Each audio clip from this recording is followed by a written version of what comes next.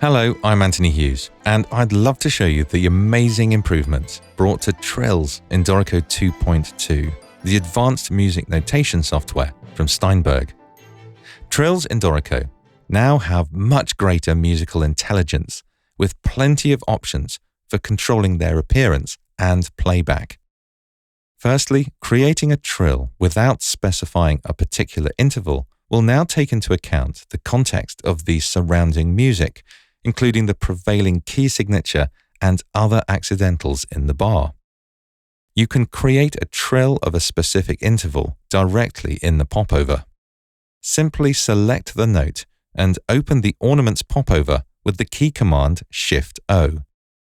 Type TR for a trill, and then a space, and then enter the interval just as you would using the intervals popover.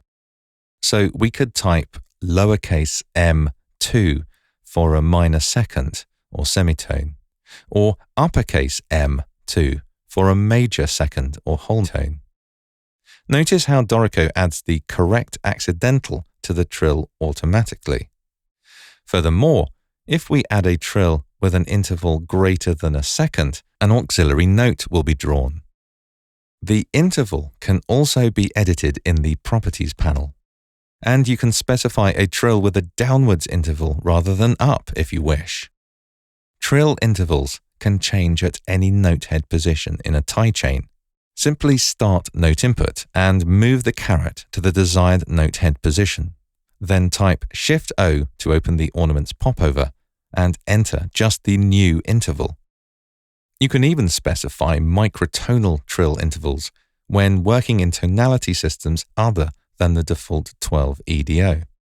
We've made it possible to display trill intervals using the Hollywood convention of using HT for a halftone or minor second, or WT for a whole tone trill. Open engraving options using the key command Control-Shift-E. That's Command-Shift-E on Mac. Selecting the Ornaments page and jumping to trill intervals using the handy new section links in the sidebar. There are also options here for all of the appearance types, including how to position interval accidentals relative to the trill, scale factors, appearance of the auxiliary note, and so on. Dorico can now play back trills by using any sampled trills available in your sound libraries, and also by generating its own trills by playing multiple notes that you can influence to play back just how you would perform them yourself. For many of the instruments in the included Halion Symphonic Orchestra, halftone and whole tone trills are included, and these now play back by default in Dorico without any additional setup. If you are using your own sound libraries, you can define VST expression maps that will tell Dorico to play back using the trill samples. Dorico lets you influence the playback of trills in many different ways. Let's have a look at them. I'll open Playback options, which you'll find at the bottom of the Play menu, or by using the key command Control-Shift-P. That's Command-Shift-P on Mac. Switch to the Trills page, and the first option lets you choose whether Dorico is allowed to use sampled trills whenever possible. There are a couple of reasons why Dorico won't always be able to use sampled trills. Firstly, the sound library you are using for a particular instrument may not have sampled trills available. But also, where sampled trills are included, they are generally for halftone and whole tone intervals only. Whenever you specify an interval greater than a major second or whole tone, then Dorico will always have to generate the playback of the trill itself. If your music contains a mixture of trill intervals that cannot be handled solely by sampled trills, you may prefer setting this option to generated trills only for a more consistent performance sound. You will always want to use generated trills when using Note Performer for Dorico playback, as that will allow Dorico to send the correct messages to Note Performer, allowing it to produce its most realistic playback.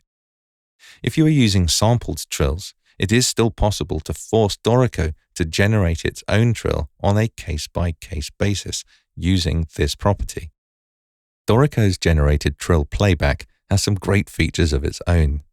For example, they incorporate grace note playback automatically, respecting slashed and unslashed grace notes at the beginning or end of a trill. Dorico can play trills with varying speed, emulating the common performance practice of starting a trill a little slower and relaxing into full speed through the duration of the note. To do this, back in Playback options, set the default playback of generated trills to accelerating from normal to fast speed. You can set the default speed of trills using the options just above, and you can even override the playback speed of specific trills by setting their properties. Simply enable the start speed and end speed properties for the trill, and then you can set those actual speeds using these controls further along the properties section. If you don't want this to affect the appearance of the trill, also enable suppress drawing speed changes. Finally, although it is more common practice nowadays to start trills on the written note, particularly back in the Baroque and Classical periods, it was the done thing to start on the upper or Trill 2 note. So there's a playback option to set this as the default for all trills in the current project, and there is a property to override specific trills in this manner. If you found this tutorial helpful, please click the like and subscribe buttons below so we can let you know about more videos like this one. I'm Anthony Hughes. Thanks for watching.